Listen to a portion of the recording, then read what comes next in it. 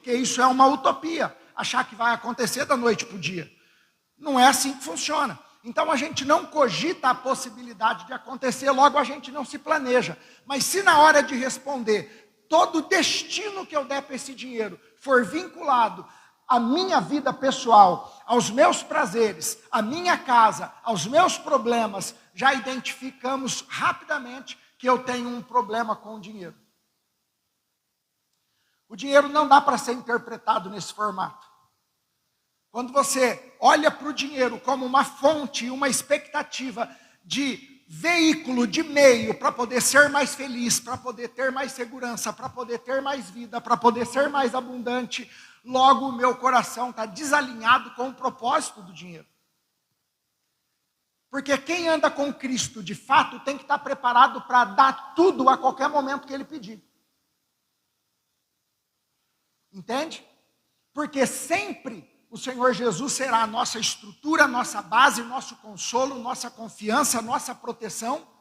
Uma vez que eu transfiro proteção, segurança, estabilidade, felicidade, tudo isso para o dinheiro, eu estou desalinhado com o propósito dele. Ele não pode dar. Até porque o dinheiro não pode comprar a tua salvação. Então, se Cristo já garantiu algo que é tudo que eu e você temos de mais importante na vida, como que eu posso, no meio da minha caminhada cristã, transferir para o dinheiro essa posição de ídolo, se o principal ingrediente da minha vida, que é a vida eterna, ele não pode resolver?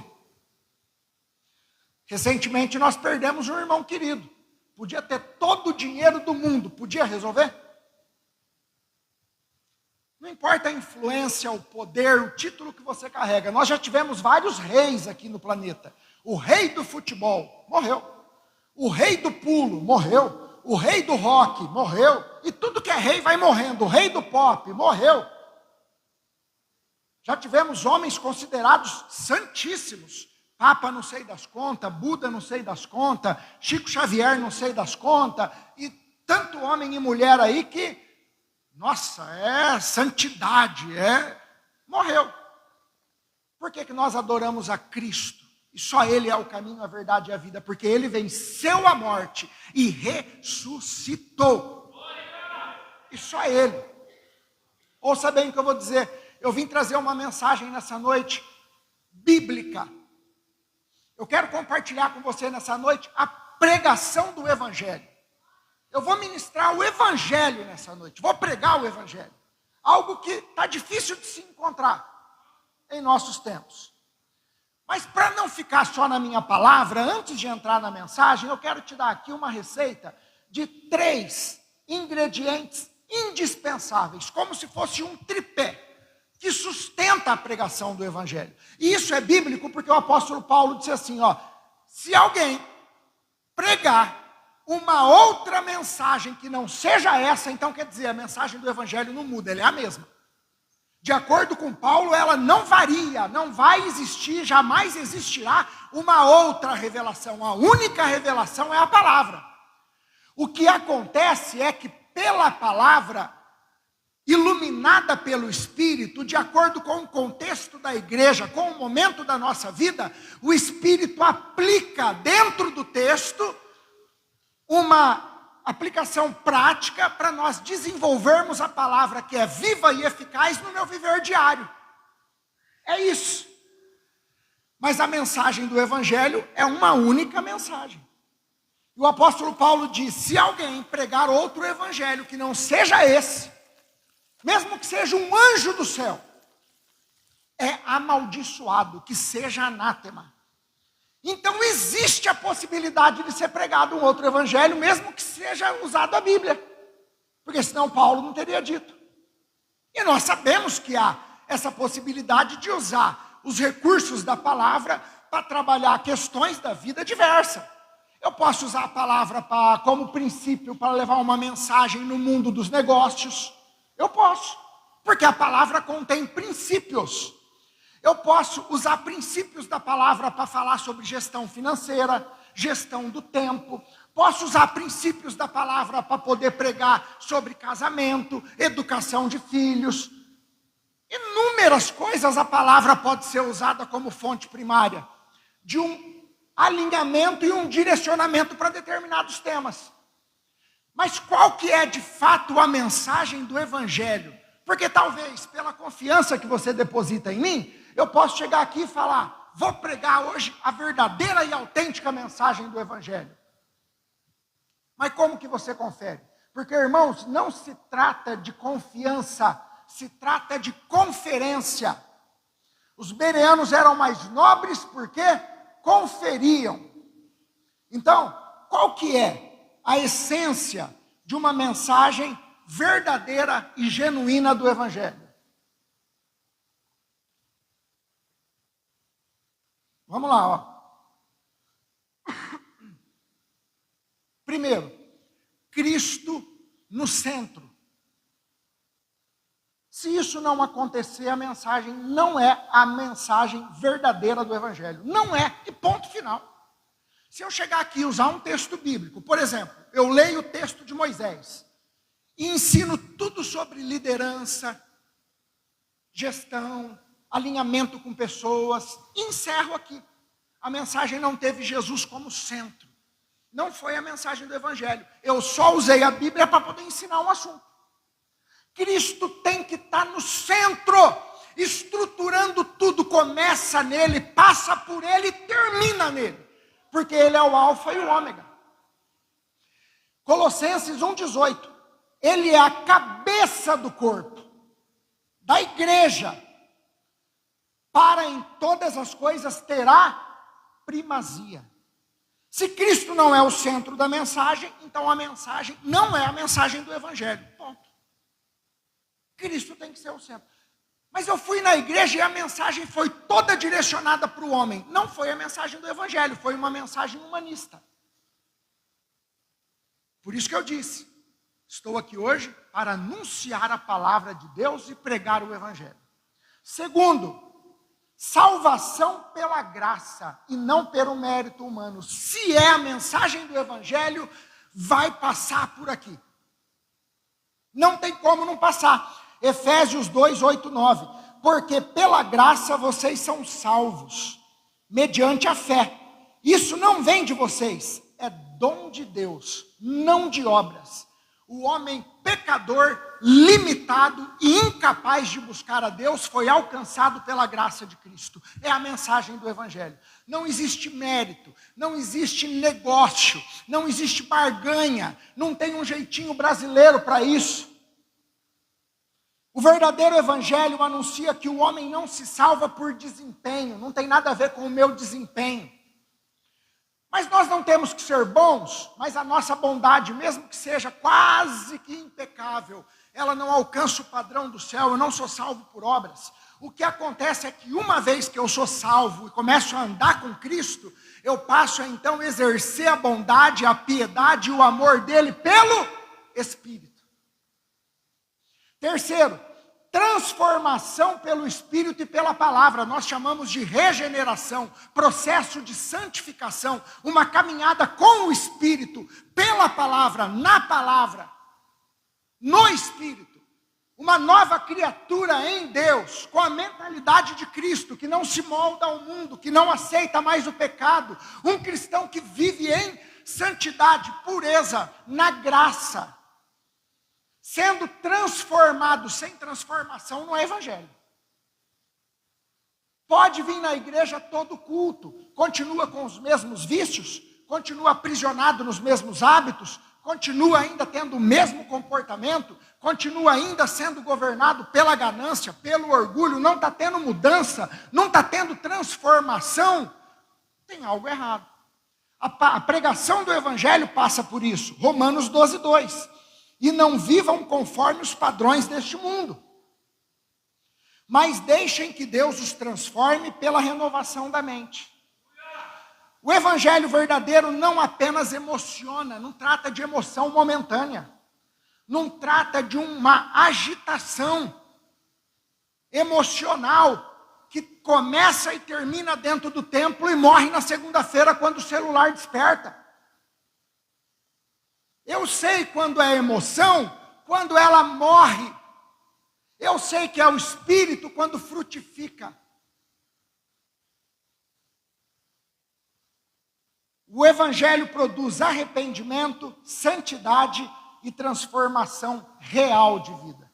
Por isso eu comecei falando sobre isso, porque eu quero chamar a tua atenção. Em nome de Jesus, fique atento no que vai ser dito aqui, porque eu tenho uma palavra da parte de Deus para você. Amém? Vamos abrir o texto bíblico em João capítulo 8.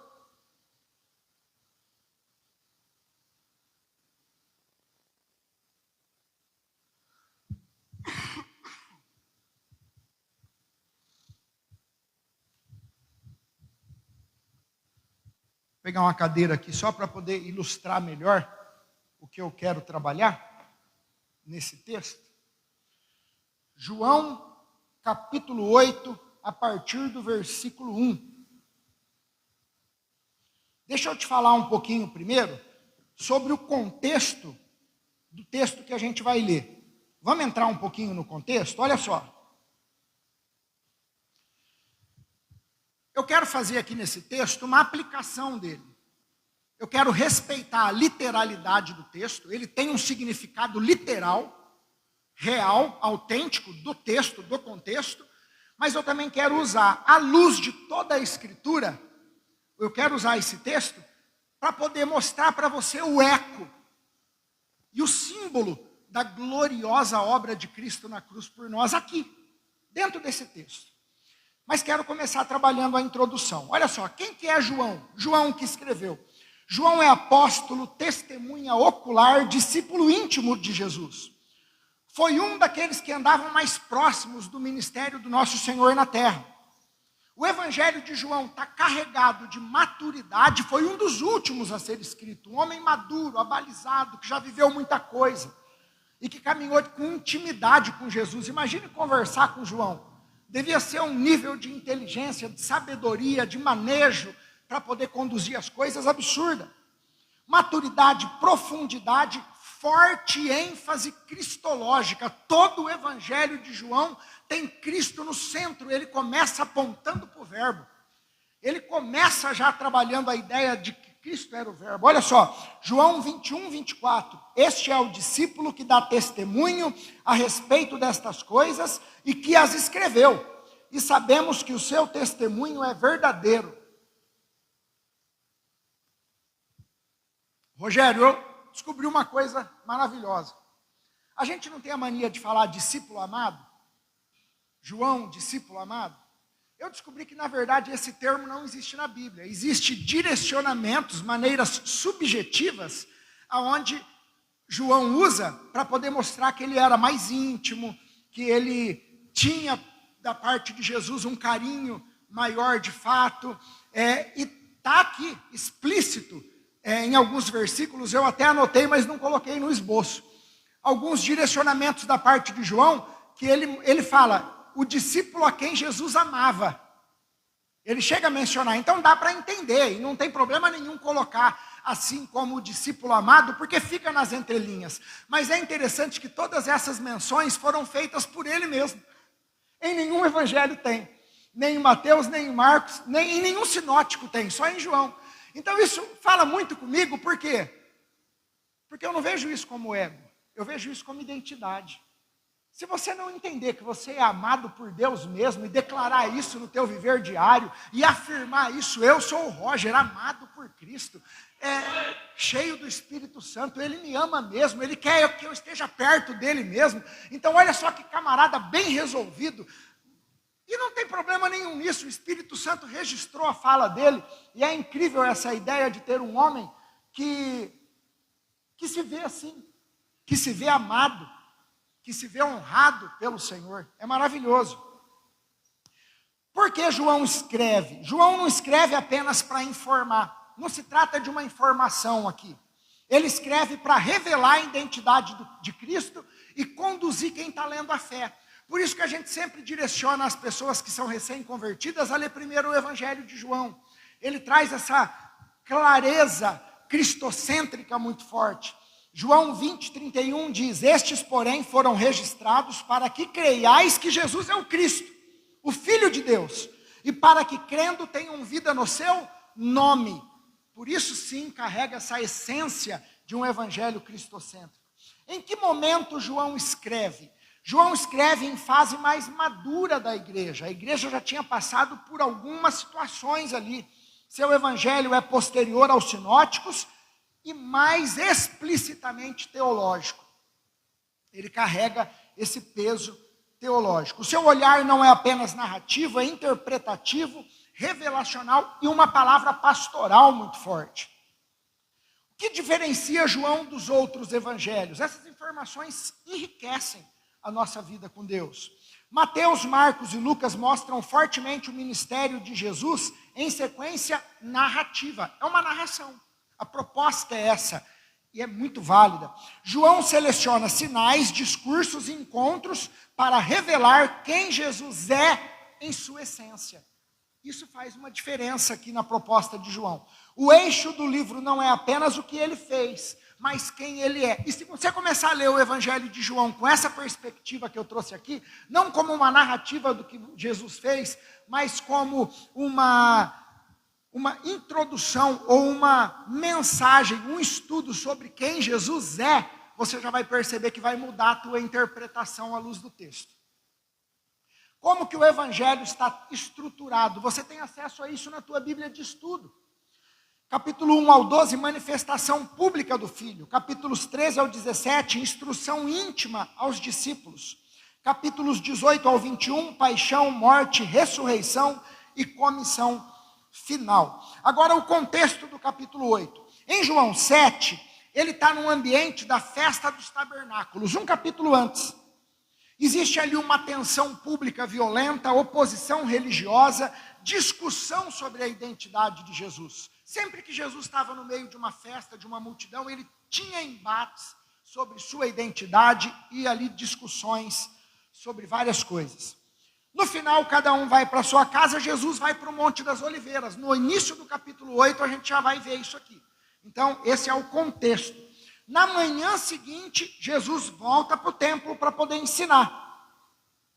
Está registrado em João 7, 37, 38, João 7, 53, 8, 2. Esse texto que nós vamos ler tem um sentido histórico real, ou seja, a sua literalidade. Trata-se de uma mulher culpada, acusadores hipócritas, e Cristo manifestando graça, autoridade e santidade. Isso é indiscutível, isso é real, está aqui. Mas à luz da Escritura, como eu já disse, eu quero contemplar com esse episódio toda a graça de Deus manifesta através dessa cena aqui. Então vamos para o texto? João capítulo 8, a partir do verso 1.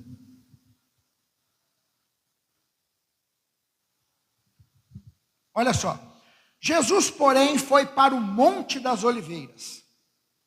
Ao amanhecer, ele apareceu novamente no templo. Está vendo?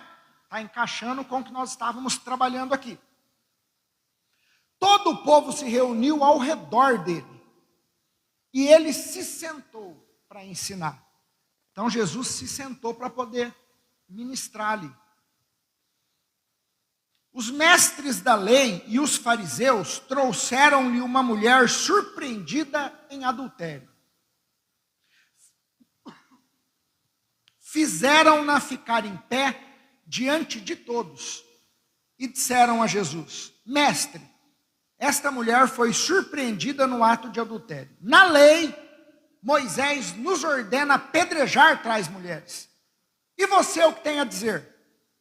Eles estavam usando essa pergunta para testá-lo, a fim de terem fundamento para acusá-lo.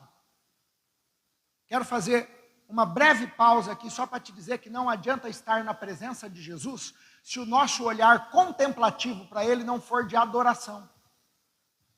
Não adianta estar na igreja se o meu olhar está carregado de crítica, de preconceitos, se eu estou aqui mais para conferir do que para poder participar.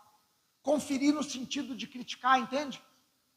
Se o meu coração não está alinhado, se eu não estou com propósito, se eu não estou ali bem estabelecido, com o coração limpo, aprovando tudo que está acontecendo, eu sempre vou ter uma pulga atrás da orelha. E isso, ela vai na contramão da fé. E me coloca numa posição de alguém que sempre questiona. E geralmente quem questiona, divide, nunca soma e multiplica. E esses homens com esse coração amargurado, mesmo diante da presença do dono de toda a terra, ficavam martelando, incomodando, atrapalhando. Agora imagine eu e você sermos pegos diante do céu como alguém que está impedindo o avanço do reino. O sangue de Jesus tem poder, que Deus tenha misericórdia de mim e de você. Que o Senhor tenha misericórdia de nós. Eles estavam usando essa pergunta para testá-lo, a fim de terem fundamento para acusá-lo. Jesus, porém, inclinou-se. Jesus estava sentado. Primeiro movimento de Jesus. Ele inclinou-se e começou a escrever no chão com o dedo. Não tem relato do que ele escreveu, mas o que ele fez foi isso aqui, ó. Começou a riscar o chão com o dedo. Terra. Visto que continuavam a interrogá-lo, ele se levantou e disse: se alguém de vocês estiver sem pecado, seja o primeiro a atirar a pedra nela. Ele inclinou-se novamente e continuou escrevendo no chão. Mesmo movimento. Os que o ouviram, acusados pela consciência, foram saindo um de cada vez, começando pelos mais velhos, até que Jesus ficou só com a mulher que estava diante dele. Então Jesus pôs-se em pé, novamente, e perguntou-lhe: mulher, onde estão eles? Ninguém a condenou? Ninguém, Senhor, disse ela. Jesus declarou: eu também não a condeno. Vá, e de agora em diante, abandone a sua vida de pecado. Agora eu quero que você faça uma leitura comigo, à luz desse texto, da mensagem do Evangelho autêntica, original e genuína. Preste atenção.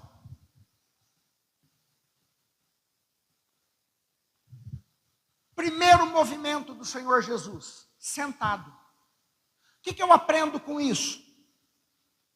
Cristo na glória, em sua eternidade, exercendo juízo, poder, soberania, majestade. Essa posição de estar sentado indica controle, domínio, soberania absoluta, controle sobre todas as coisas. A palavra nos garante que o nosso Deus é onipotente, onisciente, onipresente. Nós servimos um Deus que criou tudo a partir do nada.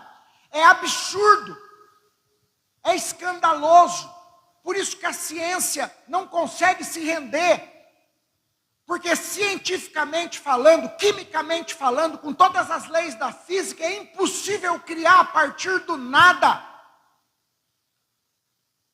Por isso nós temos um Deus, servimos um Deus, adoramos um Deus vivo, todo-poderoso, que está no controle de tudo. Deus não precisa intervir no processo, gente. Ele está no controle. Ele criou a partir da palavra, ele está no domínio, ele está no trono, ele está sentado. Ele tem uma multidão de anjos ao seu dispor. Nada escapa da sua mão, nada escapa da sua visão, nada escapa do seu poder. Nosso Deus não é pego de surpresa nunca. Tudo ele sabe, tudo ele vê, tudo ele domina. Ele não tem começo, não tem meio, não tem fim. Ele está fora do tempo. Ele não cabe no nosso entendimento. Não tente entendê-lo.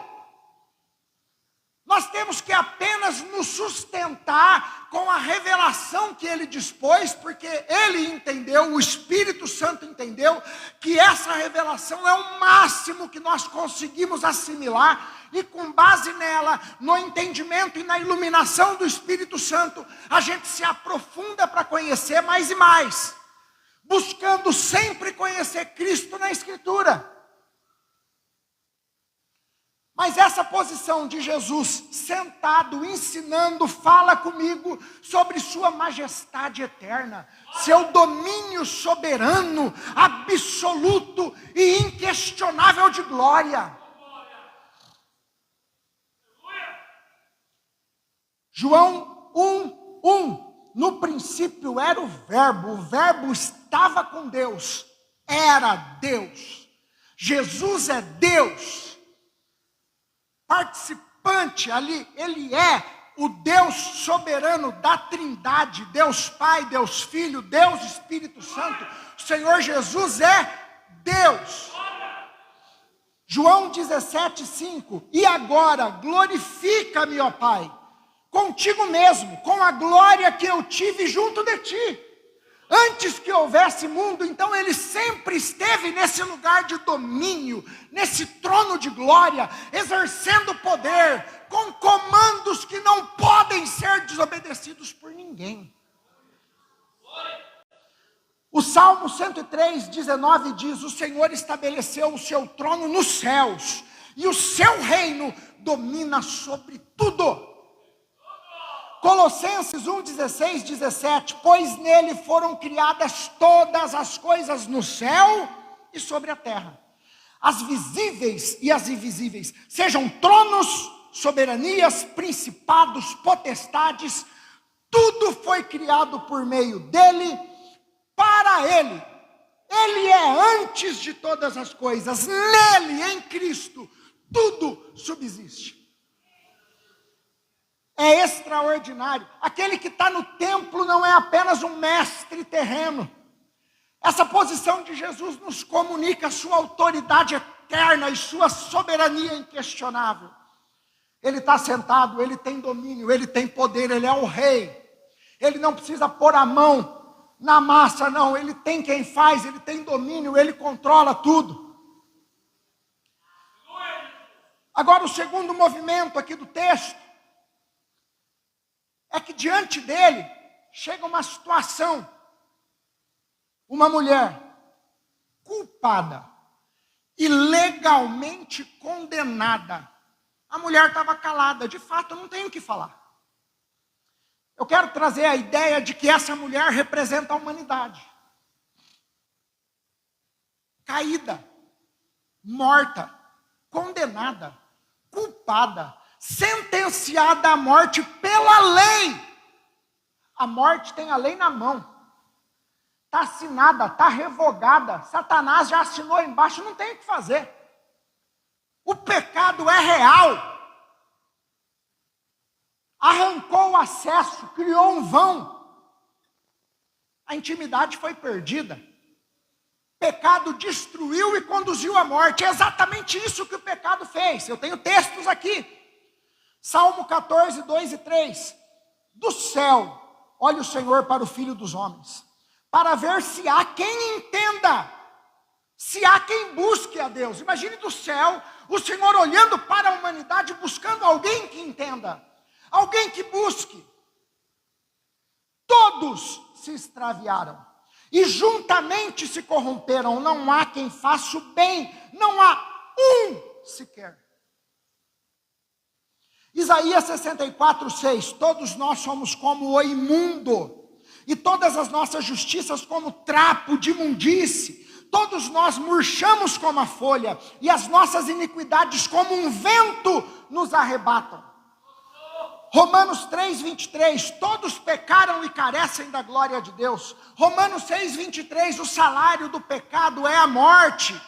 O pecado separou o homem de Deus, e distante de Deus, eu e você não temos expectativa de vida, porque Deus é a fonte eterna e inesgotável de vida abundante. O pecado fez essa ruptura. O salário do pecado é a morte, mas o dom gratuito de Deus é a vida eterna em Cristo. Cristo Jesus.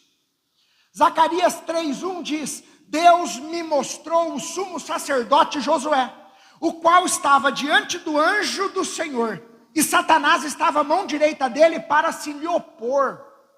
Eu entendo com esse texto todo o movimento espiritual diante do homem caído. Pecado, morte, sentença. Não tem o que fazer.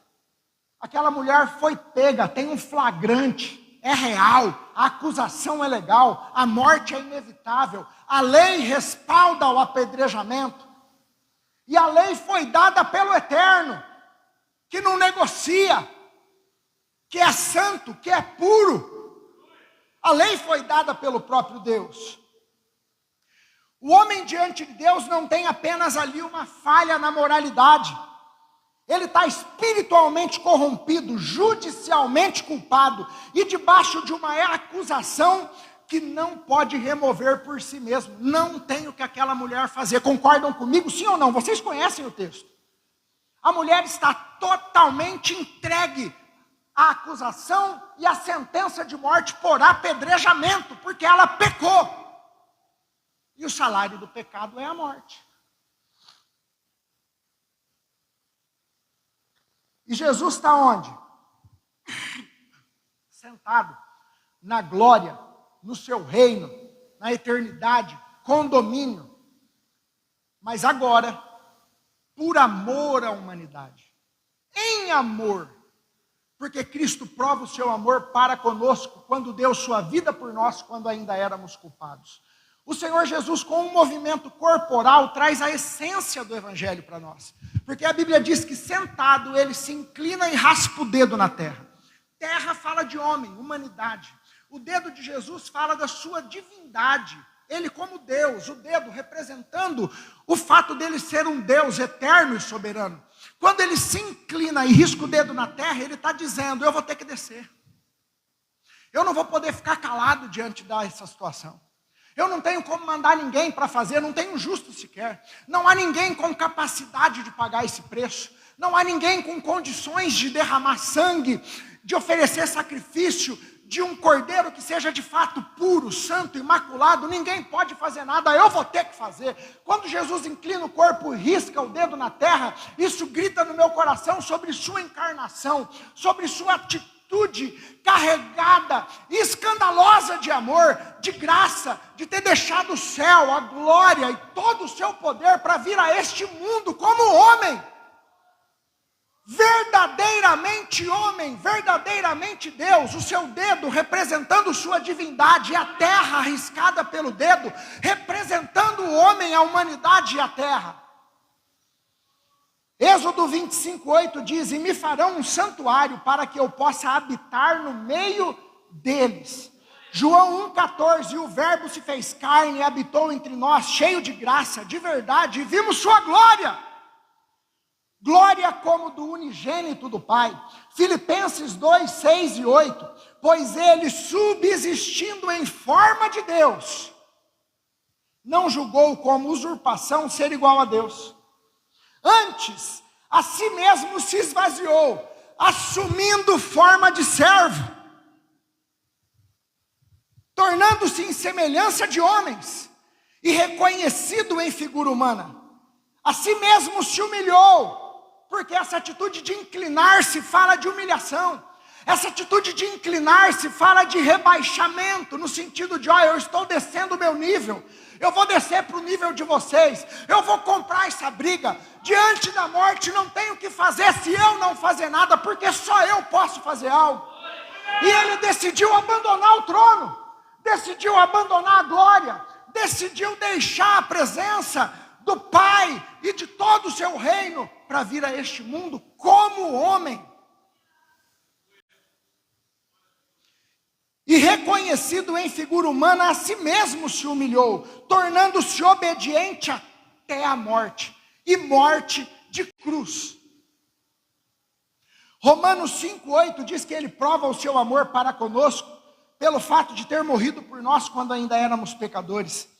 Diante de um homem condenado, Deus não permanece distante em sua majestade. Se no passado, quando eu e você não éramos nem nascidos, o nosso Deus teve a atitude carregada de amor, de graça, de bondade, de misericórdia, de deixar o seu trono para vir a este mundo há mais de 2000 anos, morrer numa cruz romana, por que você acha que hoje ele ainda não está a trabalhar na sua vida? Por que você acha que hoje, por algum motivo, ele vai dar as costas? Por que você acha que hoje, por algum motivo, ele vai deixar de olhar para quem se entregou e renunciou à sua vida? Por que você acha que por algum motivo, Deus simplesmente vai dizer, eu não tenho mais nada com você, eu vou romper com você? Não! Porque ele é fiel, e aquele que começou a boa obra é fiel para completá-la até o dia de Cristo. Ele vai continuar. Ele desce, entra na história, se aproxima do pecador com graça e com encarnação. Se faz carne. Se faz homem. E aí um próximo movimento, o Senhor Jesus desce. No texto a Bíblia diz que ele fica de pé. Quando ele fica de pé, ele libera a salvação. Quando ele fica de pé, ele diz, aquele que não tem pecado, atire a primeira pedra. Nessa fala, ele liberta a mulher de maneira extraordinária. Todos ficam atônitos, porque para eles, ele estava numa situação impossível de sair. Não existe situação impossível para o nosso Deus, Ele é soberano. Ele nunca é pego de surpresa, Ele pode tudo, sabe tudo. Ele tem uma situação para tudo. E talvez um de nós aqui tenha entrado nesse lugar, ou você que está me assistindo, com a mentalidade, não tem mais jeito. Porque para aqueles homens estudiosos, de fato, não tinha jeito. A lei é de Moisés. Ele é mestre, ele é rabino, ele não pode revogar uma lei de Moisés. Tem um monte de gente aqui que viu a cena. É legal, é jurídica, é fatal, a morte é inevitável. Mas vamos matar 2 coelhos com uma cajadada só. A gente se livra dela e já se livra dele, apedreja os 2.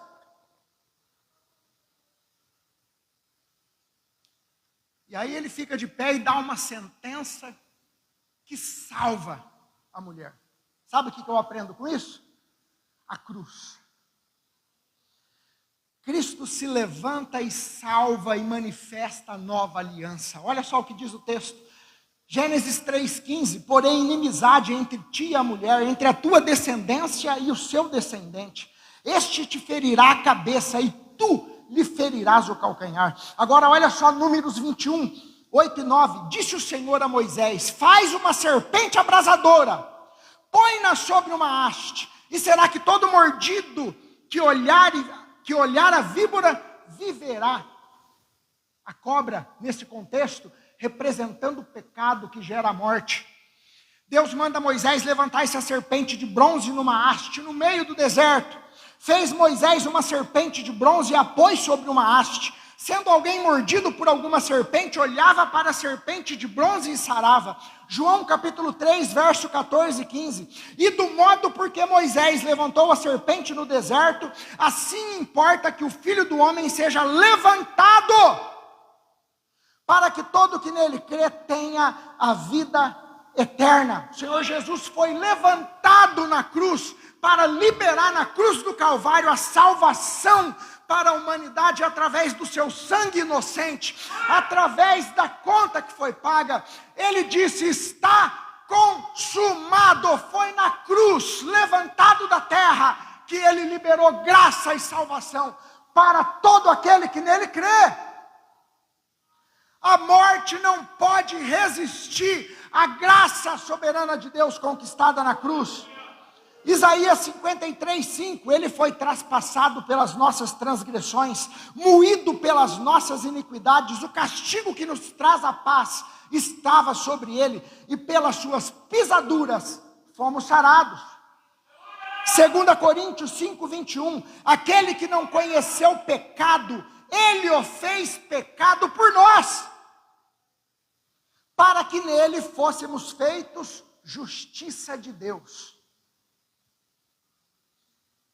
Hebreus capítulo 1, verso 3. O Filho brilha com o brilho da glória de Deus, e é a perfeita semelhança do próprio Deus. Ele sustenta o universo com a sua palavra poderosa, e depois de ter purificado os seres humanos dos seus pecados, sentou-se no céu, do lado direito de Deus, o Todo-Poderoso. O Cristo se levanta diante da mulher, aponta para o Cristo que seria levantado na cruz do Calvário. Quando o Senhor Jesus se levanta e dá aquela sentença, ele arremete para o seu ato de salvação extraordinária na cruz, quando ele é levantado como um cordeiro santo e imaculado para ser sacrificado em favor de todo pecador.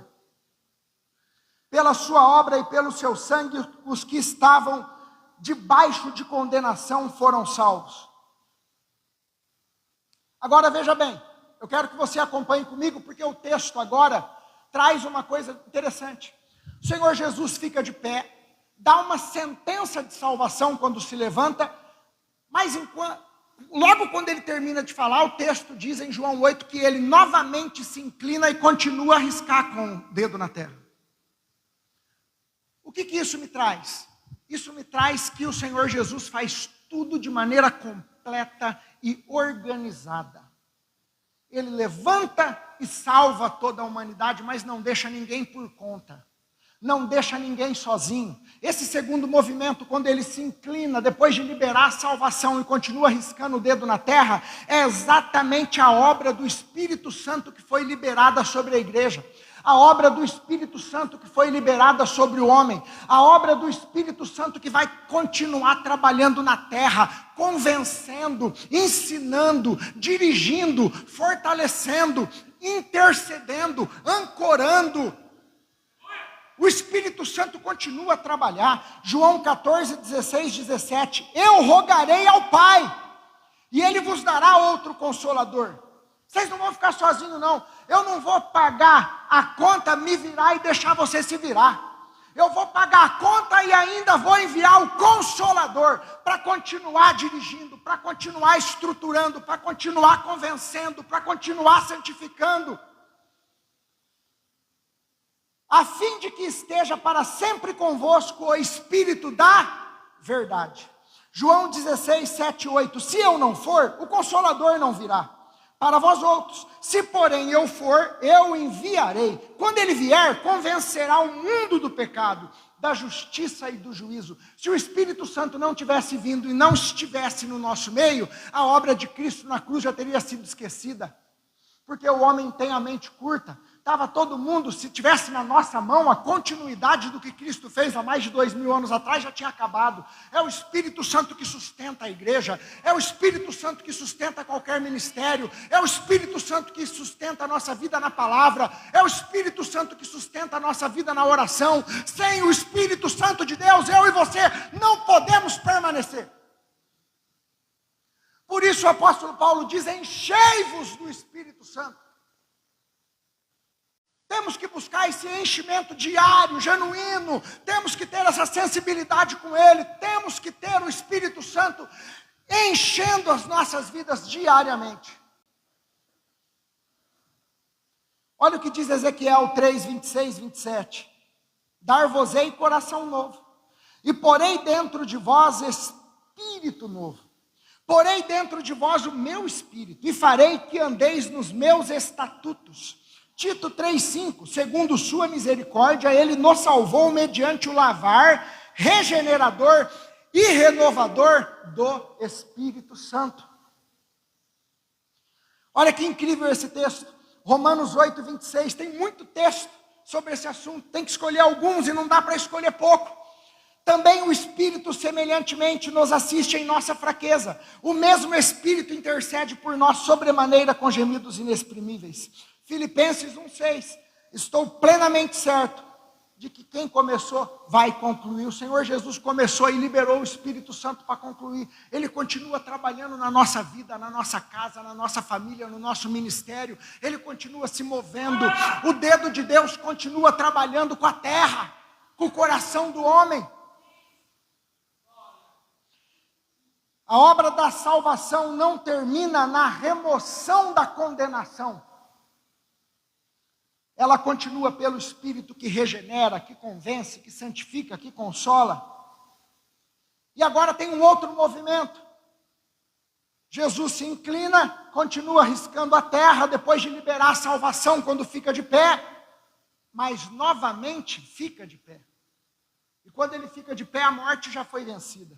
Porque nesse terceiro movimento, nesse movimento onde ele se levanta, é a sua glorificação, é o momento onde ele ressuscita.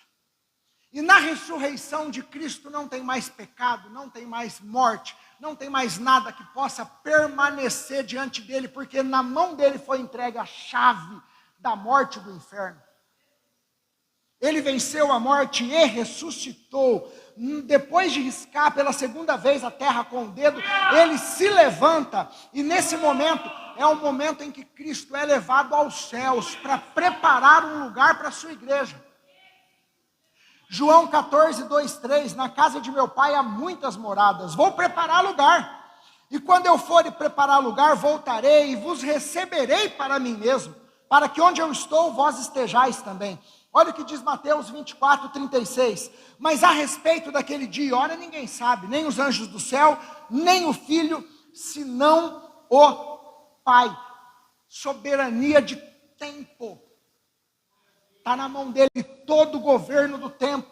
Atos 1,11 diz, esse Jesus que dentre vós foi elevado ao céu, virá do modo como o vistes subir. Efésios 5, 25 e 27 diz que Cristo amou a igreja e a si mesmo se entregou por ela, para que a santificasse, para apresentar a si mesmo igreja gloriosa, sem mácula nem ruga. Apocalipse 19, 7, regozijemo-nos, alegremo-nos e demo-lhes glória, porque são chegadas as bodas do Cordeiro, cuja esposa a si mesma já se ataviou. O nosso Cristo voltará. O Espírito Santo está aqui, é real. O Espírito de Deus está trabalhando na nossa vida, é um amigo, é um consolador. O Espírito de Deus é presente, atuante, se importa comigo, se importa com você, fala o nosso coração, vem quando a gente clama. Você já viveu essa experiência, trancado dentro do teu quarto, no momento a sós com o Senhor, você pedir, Santo Espírito, vem aqui, Santo Espírito, eu quero te sentir, eu quero ter uma experiência com o Senhor, eu quero ser avivado, eu quero orar em línguas, eu quero romper com a minha carne, eu quero crescer e prosperar espiritualmente, eu quero viver algo que eu nunca vivi, e aí de repente você começa a sentir um tremor, um calafrio, algo diferente, as línguas estranhas brotam, os pensamentos são clareados, a sabedoria é ativada, o ambiente ganha um peso, as lágrimas saem dos olhos, é uma atmosfera diferente, é algo novo, inédito, real para a vida do cristão. O Espírito de Deus responde a oração, ele está presente a todo momento. Eu não tenho que fazer sacrifício, flagelo, performance, eu não tenho que ser perfeito para acessá-lo. Eu acesso o Espírito pela graça de Cristo.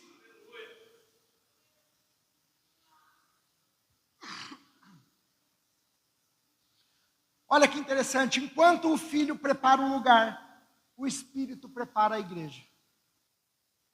A vida cristã se torna uma espera santa, perseverante e amorosa pela volta do noivo. Essa é a essência do cristianismo. Eu e você estamos aqui, cheios do Espírito Santo, para glorificar ao Deus Pai com as nossas obras, para fazer com que a igreja avance através da nossa pregação, do nosso testemunho. Irmãos, sabe por que vocês estão aqui hoje? Porque alguém decidiu sair do comodismo e testemunhar o que estava acontecendo em sua vida, o que Cristo fez em sua vida. Esse testemunho te alcançou. E pelo testemunho de alguém, o Espírito Santo abriu o teu entendimento, te convenceu, te conduziu ao arrependimento, e hoje você está aqui, você não tem o direito de se calar. Você não tem o direito de continuar trabalhando na empresa onde você trabalha, como se você fosse mais uma pessoa lá dentro. Você não tem o direito de continuar frequentando os lugares que você frequenta, de continuar vivendo ali dentro da tua família, como alguém que não carrega uma luz, uma vida, um brilho, que só você tem por parte de Deus. Ou nós assumimos uma postura, ou Deus terá que levantar alguém no meu lugar. Mas a obra vai continuar, porque se nós não testemunharmos, as pedras testemunharão. Hoje eu tive uma oportunidade de dar um testemunho, eu não perdi tempo. Eu estava hoje ali no meu ambiente de trabalho, e tinha alguém conversando comigo, e nós estávamos falando sobre comércio, empresa, negócios. Aí eu falei, cara, você está vendo essa empresa aqui? Essa empresa aqui é um milagre. Isso aqui é um milagre. Eu quebrei há 10 anos atrás. 8 anos atrás. Literalmente eu quebrei. Mas quebrei. Vendia no almoço para comprar na janta. Meu capital de giro era a minha venda do dia. Só que a minha necessidade de estoque era muito alta. Eu quebrei. Eu pregava toda quarta-feira na igreja em que eu frequentava. Em uma dessas mensagens, eu estava falando sobre testemunho, evangelismo. E um dos tópicos dessa mensagem, eu nunca vou me esquecer, eu dizia que quando você assume uma postura com Deus, de ser testemunha da graça, e você faz parte daqueles 70, 72 que está anunciando o evangelho, aqueles que Jesus envia, haverá momentos que por conta da sua doação para com Cristo, o Senhor irá comprar a sua briga. Foi exatamente esse o tema que eu usei, o tópico que eu usei, a palavra que saiu da minha boca. Deus compra a briga de quem se compromete com os negócios dele. Deus compra a tua briga, foi esse o termo que eu usei. Na quarta-feira seguinte, todo mundo já tinha ido embora, eu estava ali na empresa, pequenininha, começamos numa esquininha. Eu estava sozinho, todo mundo já tinha ido embora, e eu estava com a Bíblia aberta, pedindo a Deus uma palavra, porque eu estava sem mensagem para pregar. Se o Senhor não falar comigo, eu não vou ter o que falar. Fala comigo, eu estava dando esse testemunho hoje. E aí o Senhor me dirigiu para o mesmo texto que eu havia anunciado na semana passada. Eu falei, não é possível. O Senhor não faz isso comigo, não. Eu sei que a tua palavra se renova, mas é desafiador demais para um pregador olhar para um texto onde ele já recebeu um conteúdo dali e tirar outro. Porque você fica meio preso naquele entendimento que você recebeu. Eu sei que para o Senhor é possível, mas nem muito tempo eu tenho. Pensa numa vida apertada, eu estava apertadíssimo com o tempo, tendo que me desdobrar em 8, que tempo difícil. Mas o Espírito Santo martelava no meu coração, vai no texto. Eu fui no texto, estou aqui no texto, comecei a ler o texto. Li o texto uma vez, li o texto 2 vezes, lá pela 3ª vez, na hora que chegou exatamente na leitura daquele versículo, onde encaixava aquele tópico, o Senhor falou no meu coração assim, a partir de hoje, eu estou comprando a briga. Com muita clareza. Depois daquele dia, todas as ideias que eu comecei a ter, começou a dar certo. Uma faixa de marketing que eu colocava do lado de fora, dava certo. Uma campanha que eu fazia dava certo, as coisas começaram a dar certo, as ideias começaram a frutificar de maneira absurda e inexplicável. Nós conseguimos sair de uma esquininha e ir para um prédio muito maior, sem recurso financeiro. A casa começou a encher, as coisas começaram a acontecer, dívidas que foram feitas foram sendo pagas de maneira milagrosa. Enquanto eu compartilhava isso, eu percebi a pessoa me ouvindo, ficando impactada com o testemunho. Naquele momento eu entreguei a Deus toda a glória, toda a honra daquele ambiente de trabalho. Tudo isso daqui é fruto da sua mão, do seu poder. Será que não está na hora de nós começarmos a abrir a nossa boca para dizer, eu estou de pé porque Cristo me levantou. Eu estou de pé porque Ele desceu do trono e se fez homem, verdadeiramente homem. Eu estou de pé porque Ele foi levantado na cruz no meu lugar. Eu estou de pé porque Ele ressuscitou por mim. Eu estou de pé porque Ele apresentou o sangue dele inocente diante do Pai. Será que não está na hora de nós testemunharmos o amor de Deus como igreja?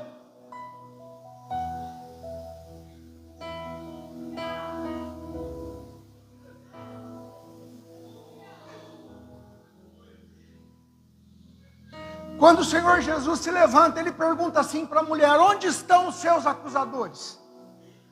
Onde estão os seus acusadores? Em Romanos 8:1 diz, portanto agora já não há mais condenação para os que estão em Cristo Jesus. A gente foi absolvido, a conta foi paga, a morte foi vencida na cruz do Calvário. Eu e você podemos dizer, o meu nome está escrito no livro da vida. Eu sou salvo em Cristo Jesus. E isso não tem preço.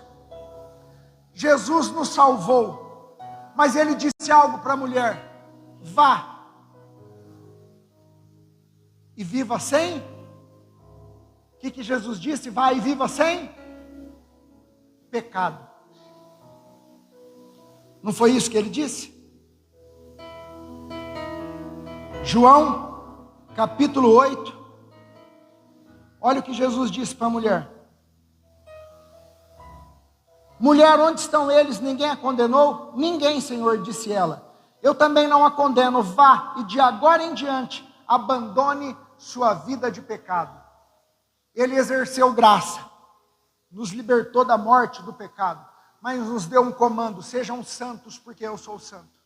Viva em santidade, fuja do pecado, fuja da aparência do mal, busque a Deus na palavra, na oração, no Espírito. Seja um cristão cheio do poder e da presença do Espírito Santo, que vive na palavra para a glória de Deus. Viva distante do mundo e do pecado. Essa é a gloriosa mensagem do Evangelho.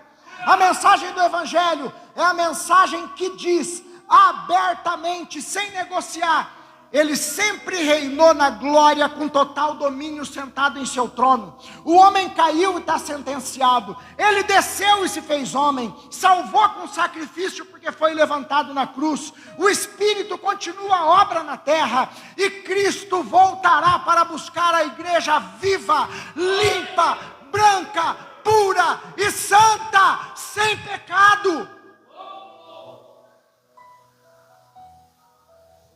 Que o poderoso Espírito Santo de Deus faça essa semente frutificar 100 por 1, 1000 por 1, para a glória do nome dEle. Que esse avivamento possa impregnar no nosso espírito e fazer com que eu e você vivamos dia após dia, até a volta dEle, uma vida santa, irrepreensível. Não é uma vida perfeita, mas é uma vida que não aceita o pecado como algo normal. É uma vida que não tem mais que tem mais vontade de crescer diante de Deus do que crescer diante dos homens. Porque o crescimento diante dos homens é inevitável quando eu cresço diante de Deus. O texto bíblico diz que Jesus crescia em graça e conhecimento diante de Deus e diante dos homens. Porque é impossível, quando eu cresço diante de Deus, Ele não me projetar diante dos homens, porque Ele trabalha conosco.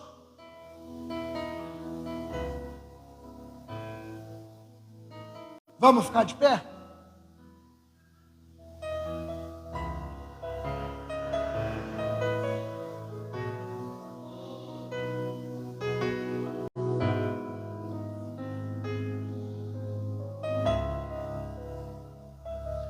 Obrigado, Senhor, pela sua salvação. Obrigado, Senhor Jesus, pela sua graça. Obrigado, Senhor Jesus, pelo seu amor.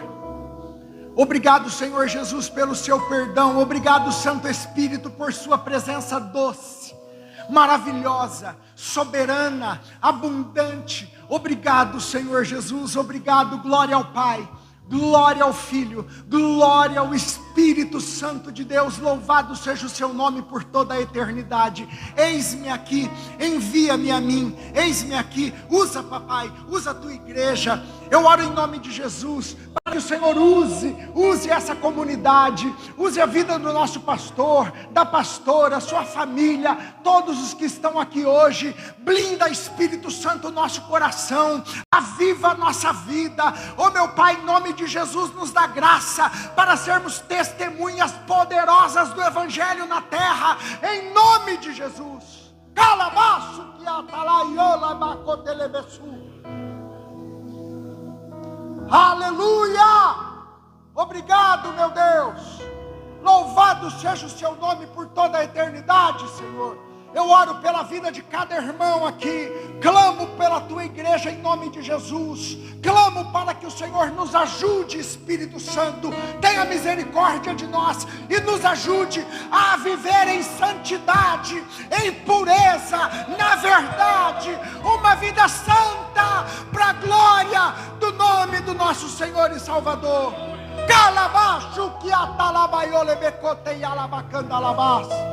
Aleluia, glória a Deus. Em nome de Jesus, eu declaro uma vida cheia da graça, cheia da pureza de Deus, uma vida pura, limpa, branca, santa, na tua casa, na tua família, em nome de Jesus.